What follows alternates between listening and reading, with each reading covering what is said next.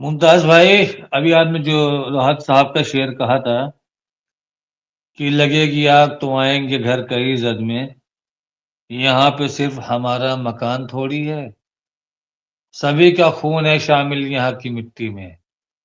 किसी के बाप का हिंदुस्तान थोड़ी है। और मैं क्या कह रहा हूं, मैं कह रहा हूं कि शिद्दत पसंद चाहे वो इस्लाम के नाम पे आए या किसी नाम पे आए, चाहे वो बांग्लादेश में आए, पाकिस्तान में आए, अफगानिस्तान में आए, किसी भी मुल्क में आए, हिंदुस्तान में भी आए, शिद्दत पसंदों पे लगाम लगाने की जिम्मेदारी हुकूमतों की। और जब पाकिस्तान की हिस्ट्री खोले देखा तो इतना कुछ हुआ ही नहीं था जितना यहाँ आप कर रहे हो। आपको देखा देखी दूसरे बाहर कर रहे हैं। ऐसा नहीं है कि वो कर रहे हैं तो अच्छा है, ये कर रहे हैं तो खराब है। वो कर रहे हैं तो भी खराब है, ये कर रहे हैं तो ये भी खराब है।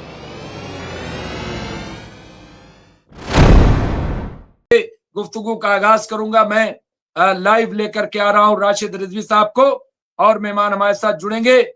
मैं इस्तकबाल करता हूं माहिर कानून, माहिर तालीम एडवोकेट राशिद रिजवी साहब को। सीनियर पॉलिटिकल एनालिस्ट है और मिडिल ईस्ट पे बड़ी गहरी नजर रखते हैं। लेकिन सबसे पहले राशिद रिजवी साहब, मैं चाहता हूं कि 2 मिनट, आज जो बांग्लादेश से खबर आई जिस तरह की, और वहां एक माइनॉरिटी हिंदू को मारा गया, आज तमाम उस पर डिबेट रही है, हम सब उसकी मजम्मत करते हैं। हमने कहा कि कहीं भी इस तरह की कोई भी कोई भी कोई भी वाकया होगा, हम उसकी शदीद अल्फाज में मजम्मत करते हैं। और मैंने तो हुकूमत इनसे मुतालबा किया कि जितनी सख्त कार्रवाई हो सकती है वो की जानी चाहिए, करनी चाहिए। लेकिन लेकिन इसको हिंदुस्तान में हिंदुस्तानी मुसलमानों पे हर चीज को थोपना। कुछ लोग कह रहे कि ये तो जो बांग्लादेश में हो रहा है ये तो हिंदुस्तान में होगा। और मैं क्या कह रहा हूं, मैं कह रहा हूं कि शिद्दत पसंद चाहे वो इस्लाम के नाम पे आए या किसी नाम पे आए, चाहे वो बांग्लादेश में आए, पाकिस्तान में आए, अफगानिस्तान में आए, किसी भी मुल्क में आए, हिंदुस्तान में भी आए, शिद्दत पसंदों पे लगाम लगाने की जिम्मेदारी हुकूमतों की। अगर वो लगाम नहीं लगाएंगे तो बकौल रात इंदौरी कि लगेगी आग तो आएंगे घर कई जद में। यहां पे सिर्फ हमारा मकान थोड़ी है।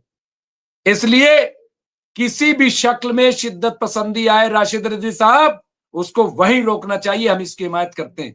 राशिद रिजवी साहब, पहला कमांड आपसे भी चाहता हूं ताकि ये गवाह रहे कि हम किसी भी ऐसे वाकयात की कभी हिमायत नहीं करते, मजम्मत करते हैं। मुमताज भाई, अभी आपने जो राहत साहब का शेर कहा था कि लगेगी आग तो आएंगे घर कई जद में। यहाँ पे सिर्फ हमारा मकान थोड़ी है, सभी का खून है शामिल यहाँ की मिट्टी में। किसी के बाप का हिंदुस्तान थोड़ी है। ऐसे तो बहुत अशआर है और उसके साफ साफ मतलब भी है कि ये मुल्क सबका मिलजुल के, मोहब्बत का, एकता का। बाहर की दुनिया एक मर्तबा जब भारत को देखती थी तो अनेकता में एकता देखती थी। पूरे लंदन में इंग्लिश है, पूरे ब्रिटेन में इंग्लिश है, पूरे अमेरिका में इंग्लिश है। अमेरिका के जितने भी स्टेट हैं हर जगह इंग्लिश है। आप भारत में आएंगे तो महाराष्ट्र में मराठी है, तमिलनाडु में तमिल है, केरला में मलयालम है, आंध्र प्रदेश में तेलुगु है, कर्नाटका में कन्नड़ है, कश्मीर में पश्तो है। तो हमारे यहाँ कितने रंग बिरंगे फूल जो हर तरफ फैले हुए हैं, अलग अलग खुशबू के एक गुलदस्ता है। लेकिन इसको भी नजर लग गई। नजर कैसे लगाएगी? पाकिस्तान में ऐसा हुआ था, पाकिस्तान में वैसा हुआ था। और जब पाकिस्तान की हिस्ट्री खोले देखा तो इतना कुछ हुआ ही नहीं था जितना यहाँ आप कर रहे हो। आपको देखा देखी दूसरे बाहर कर रहे हैं। ऐसा नहीं है कि वो कर रहे हैं तो अच्छा है, ये कर रहे हैं तो खराब है। वो कर रहे हैं तो भी खराब है, ये कर रहे हैं तो ये भी खराब है। और रही बात मीडिया की, मतलब हम लोग कितने भी संयम भाषा इस्तेमाल करें, तब भी गाली मुँह से निकली आती है इस मीडिया के लिए। ऑस्ट्रेलिया में अटैक हुआ, न्यूजीलैंड में अटैक हुआ हिंदुओं पर, किसी मीडिया ने दिखाया? किसी मीडिया ने बताया? मैं तो आपको पर्सनली वीडियो भेज दूंगा मुमताज भाई, क्या क्या न्यूजीलैंड में हरकतें हुई हैं। लेकिन इस मीडिया ने नहीं दिखाया।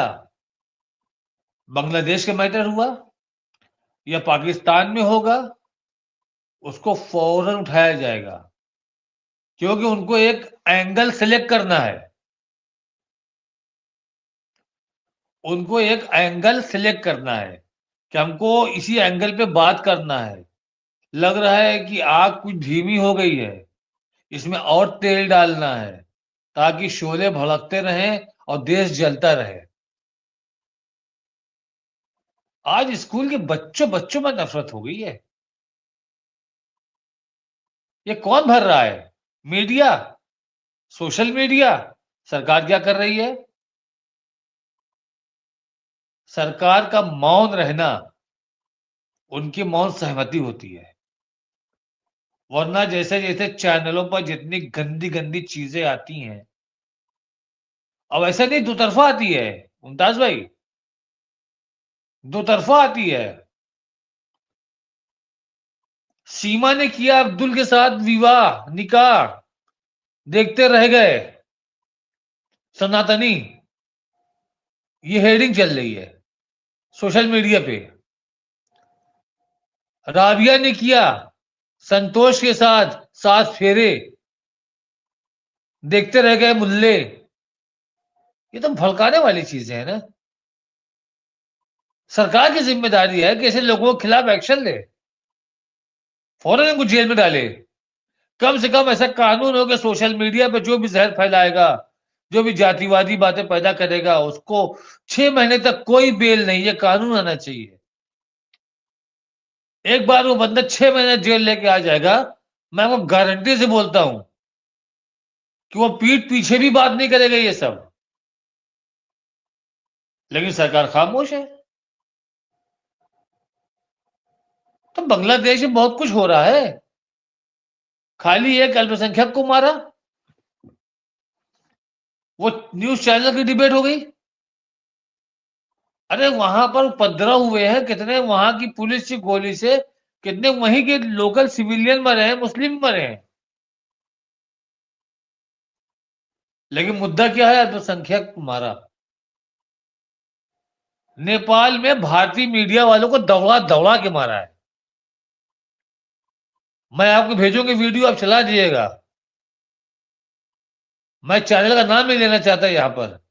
3-4 चैनल वालों का मेरे पास वीडियो, उनके एंकर गए, कई इंडियन गोदी मीडिया, मारो इसको, कैमरा लेके भागते हुए मैंने देखा है। उसके ऊपर कोई डिबेट नहीं। तो मुमताज भाई, चूज एंड पिक। उनको पता है कि हमारे आका को क्या पसंद है।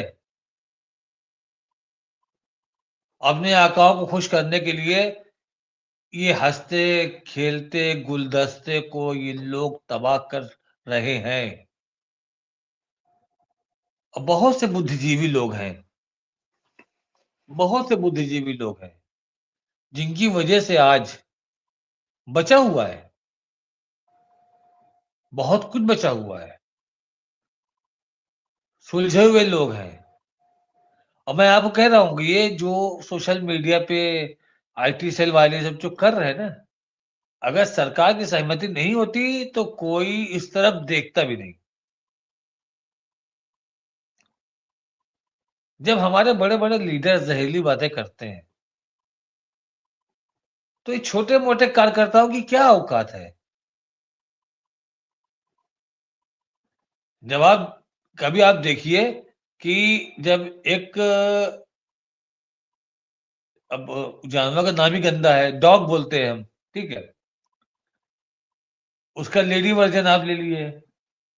जब वो अपने बच्चों के साथ जाती है और किसी की तरफ भौंकने लगती है वो, तो जिधर मुंह करके वो भौंकती है, उधर मुंह करके उसके बच्चे जो 4, 5, 6 जो भी होते हैं, वही भौंकने लगते हैं, वो भी वही करते हैं। आपने बड़े नेताओं में नाम सुना होगा, क्या आह्वान कर रहे हैं, मुसलमानों से सामान मत खरीदो। अबे मैं कहता हूं, अरे बेगैरत, तेरे अंदर जरा भी गैरत होती तो तू ये भी कहता कि मुसलमानों को सामान मत बेचो।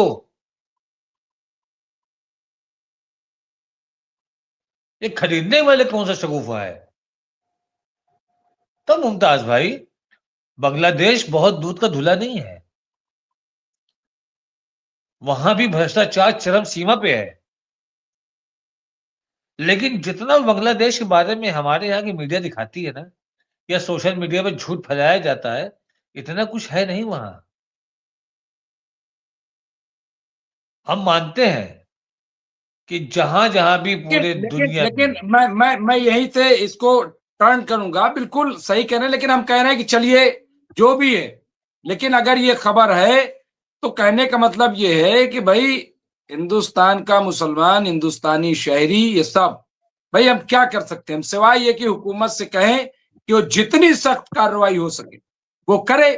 यही तो हम कह रहे हैं। हम प्रोटेस्ट दर्ज करा रहे हैं, मजम्मत कर रहे हैं, लेकिन इन्वॉल्व कर दिया जाता है उसमें बिला सर पैर के, उसको फिलिस्तीन, फिर इजराइल, और फिर पता नहीं क्या क्या। तो खैर, लेकिन कोई गाजा को नहीं देख रहा है। मैं कहता हूं कि अगर हमास से जंग थी तो हमास को मार देते, हमास को आप पकड़ लेते, सबको अरेस्ट करके फांसी दे देते। लेकिन 22,000 बच्चों को मार देना, हाँ, वहां पूरी बस्ती को उजाड़ देना, ये कहां से? राशिद रिजवी साहब, आज एक और बड़ी खबर है, मैं यहीं से चाहता हूं कि एक खबर ये आई कि एक साइंटिस्ट जो मारा गया अमेरिका में, वहां बताया जा रहा है, और इजराइल का ही शक है, अभी कोई रिपोर्ट नहीं, कुछ नहीं, कि ईरान ने मरवाया होगा, क्योंकि वो इजरायली बहुत हिमायती था, कट्टर। और चूंकि ईरान के साइंटिस्टों को इजराइल ने मारा था, इसलिए ये क्या वही है कि अमेरिका को प्रोवोक करना, कि वो प्रोवोक किया जाए और ईरान पे, ताकि जंग शुरू हो? ये क्या इसलिए है, या महज एक शगुफा है? क्या है, क्या ये राशिद रिजवी साहब? ये एक प्रोपेगेंडा है। हमने शायद इस टॉपिक पे कल चर्चा की थी। हमने आपको कल आपके ही चैनल में बताया था कि 15 तारीख को एक न्यूक्लियर साइंटिस्ट की बोस्टन में हत्या कर दी गई, और अभी तक वहां की इंटेलिजेंस ये पता नहीं कर पाई कि हत्यारे कौन हैं। तो आप ये देखिए कि वहां की अमेरिका की इंटेलिजेंस ये पता नहीं कर पाई कि उसके वीवीआईपी एरिया में आकर के किसने उस साइंटिस्ट की हत्या की। उस साइंटिस्ट की जो घर की विंडो सड़क की तरफ थी, उसके ऊपर उसने एक प्लेट तख्ती रखी हुई थी, उसमें स्टैंड विद इजराइल लिखा हुआ था। तो ये तो इनका प्रोपेगेंडा है, उकसाना है, अमेरिका को, पूरी दुनिया को उकसाना है। जबकि इसके ऊपर अभी ईरान ने न तो समर्थन की बात कही है कि हाँ हमने किया है, न इसका विरोध किया है कि हमने नहीं किया है। यहाँ पर ईरान खामोश है, लेकिन इजराइल 2 दिन से इसी बात पे लगा हुआ है कि इसके पीछे ईरान का हाथ है, इसके पीछे ईरान का हाथ है, क्योंकि इजराइल इसी तरीके की हत्याओं को पूरी दुनिया में करवाता है। और ईरान ने इजराइल के बहुत सारे रास्तों पर चलना शुरू भी कर दिया है। इसको कहते हैं ना टिट फॉर टैट। गंदगी साफ करने के लिए आपको गंदगी में उतरना पड़ेगा। तो वही चीज़ वहाँ चल रही है ईरान की। ईरान ने साइबर अटैक बहुत किए इनके ऊपर, इज़राइल के ऊपर। इज़राइल ईरान के साइबर अटैक से बहुत ज़्यादा परेशान है। मेरे ख़्याल से इतना ईरान की मिसाइल अटैक से परेशान नहीं हुआ वो। आपको याद होगा एक न्यूक्लियर साइंटिस्ट के पास हंडाला ने बुकें भिजवा दिए थे, उसकी लॉक कार थी, जिसको आप कहते हैं कार लॉक थी। लॉक कार के अंदर एक बुके रख दिया गया, उसमें एक लेटर रखा था, जिसमें लिखा हुआ था कि हम आपके साथ हैं, हर जगह आपके पास हैं। आप हमको हर जगह पाएँगे, ये लिखा हुआ था। क्या आपने जब लॉक खोला तो एक आवाज़ टिक की आवाज़ आई थी कि नहीं आई थी? क्या बुके का वज़न ज़्यादा भारी तो नहीं हुआ? हम हमेशा आपके आस-पास रहेंगे। तो इतनी बड़ी इंटेलिजेंस ईरान की, हंडाला के थ्रू जो भी हुआ। हंडाला ने इनके आईडीएफ के, मोसाद के कई वेबसाइट की वेबसाइट से बहुत सारे डॉक्यूमेंट्स उठा लिए। वायरस छोड़ दिया। परेशान हो गया अमेरिका। एक पुराने रिटायर्ड कमांडर थे, उन्होंने आके स्टेटमेंट भी दिया था कि अभी इज़राइल जंग लड़ने लायक नहीं है। क्योंकि जंग लड़ने की जो नई-नई चीज़ें दुनिया में आ गई हैं, अभी उसके लिए इज़राइल प्रिपेयर्ड नहीं है। और उसने ईरान की तरफ भी इशारा किया। जिस तेज़ी से ईरान उस टेक्नोलॉजी के साथ जा रहा है, हम उससे अभी कोसों दूर हैं।